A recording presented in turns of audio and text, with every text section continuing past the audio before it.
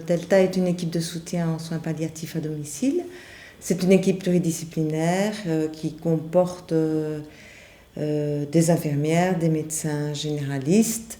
Ici à Delta, on a une kinésithérapeute, une psychologue et puis une équipe administrative. C'est une équipe qui prend contact avec la famille et le patient lui-même et qui nous permet à nous d'éclaircir un peu la situation, que ce soit familiale ou médicale du patient.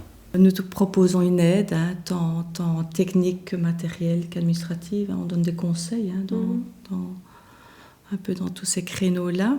C'est une équipe de soutien de soins palliatifs, c'est-à-dire que à partir du moment où un patient revient, par exemple, de l'hôpital suite à un arrêt des chimiothérapies pour un cancer, par exemple, eh bien, comme on arrête les traitements curatifs, on va passer à des soins palliatifs qui vont nécessiter un support, par moi-même principalement, et je fais appel alors à toute cette équipe Delta qui vont m'aider pour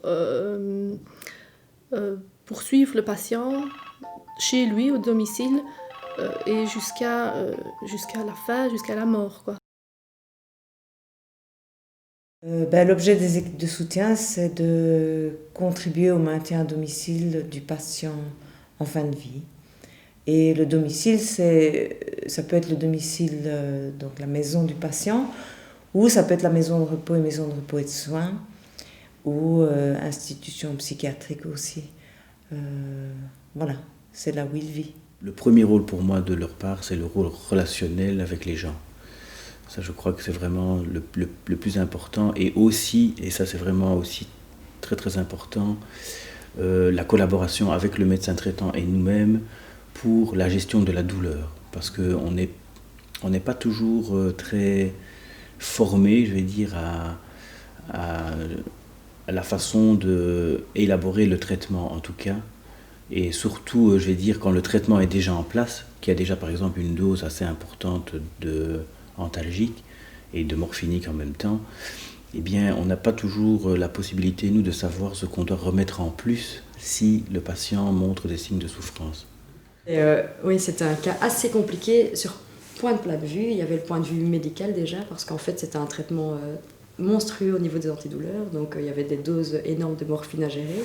Donc ça, moi, j'étais pas à l'aise en tant que jeune médecin. J'avais pas l'habitude de gérer des antidouleurs comme ça. Et ça, disons que c'est très important parce que un patient qui souffre dans son lit, eh bien, ça donne une image qui n'est pas très agréable et alors ça peut parfois provoquer la nervosité de l'entourage et nous mettre dans des situations assez compliquées. Puis il y avait le fait qu'il y avait la barrière de la langue, donc c'était un patient qui parlait russe et c'était le fils qui traduisait et le patient ne connaissait pas son diagnostic.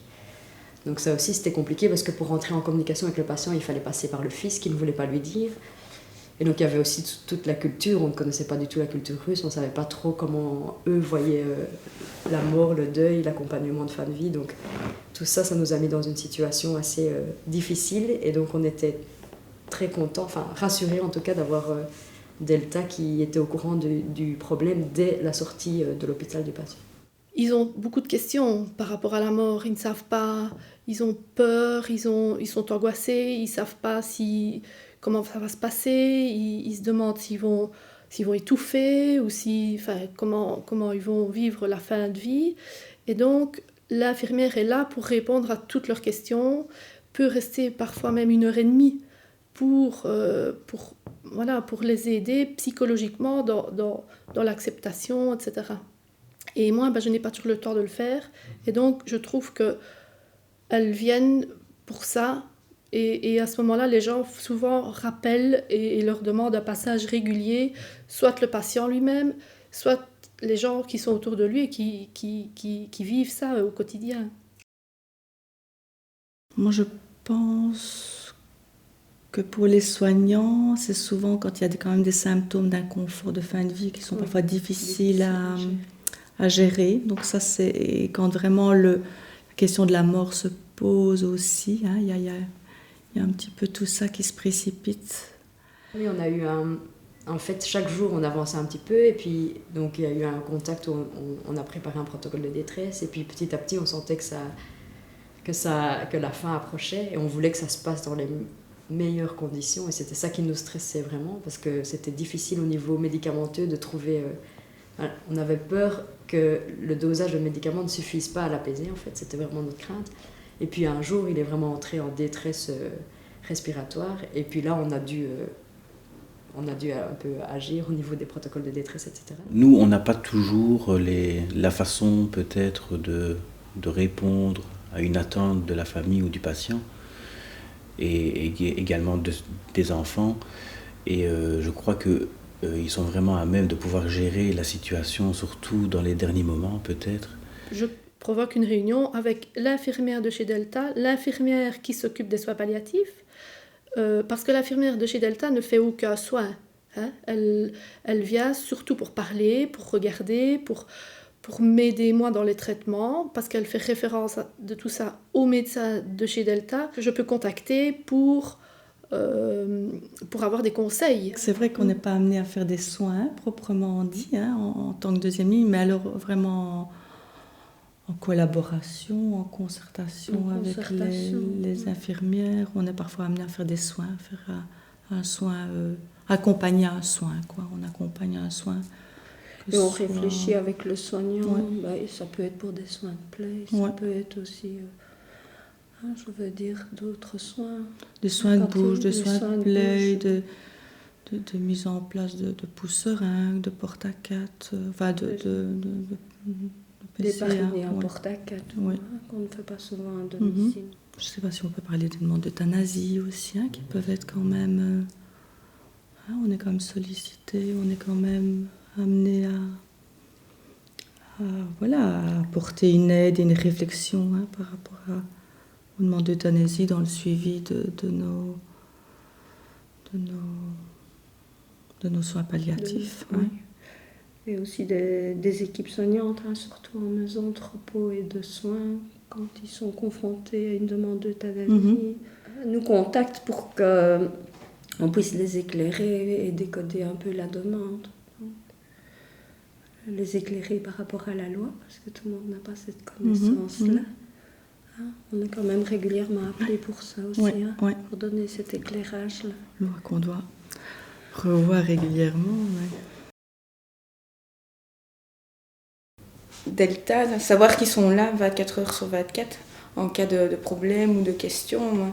Moi j'ai eu contact avec une infirmière qui elle-même a essayé de me recontacter par après, etc. Donc voilà, pouvoir s'exprimer sur ce qu'on vivait aussi, c'était important de pouvoir les avoir directement. Et aussi le fait d'être tout le temps dans l'histoire du patient, mais on a parfois le nez dans le guidon et un peu du mal à prendre du recul.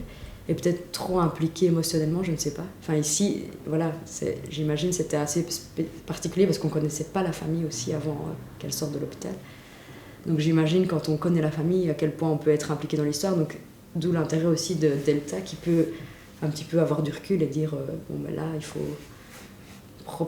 redescendre un peu les pieds sur terre. On est effectivement les principaux intervenants et l'équipe Delta vient nous seconder et nous soutenir, je trouve.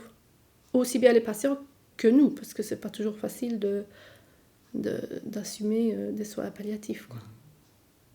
C'est important que les intervenants de première ligne soient autonomes et qu'on leur apprenne des choses et qu'ils puissent aborder les situations à venir avec plus d'autonomie. Mais je pense vraiment que notre rôle restera cette position de tiers ou cette position avec un regard extérieur qui va permettre de voir différemment la situation, d'apporter d'autres choses dans la situation. Ça, je pense que c'est très important. Et c'est ça qui fait vraiment notre spécificité, puisqu'on n'est plus dans le faire agir, etc., et qu'on peut se permettre d'être un peu en dehors, quoi, et de ne pas être pris par ça. Mais on n'est pas dans le faire agir, mais ce que je trouve quand même vraiment important, c'est que ça nous empêche pas de répondre présent, quoi. On est là quand même. Enfin, ça, c'est vraiment important, parce qu'on doit répondre présent, parce que, justement, les intervenants nous interpellent, les familles nous interpellent, les patients, Et là, on a un rôle à prendre à ce moment-là, même si ce n'est pas dans le donner des soins directement au patient. C'est un autre niveau qui nous interpelle et c'est à ce niveau-là qu'on doit être là et bien présent.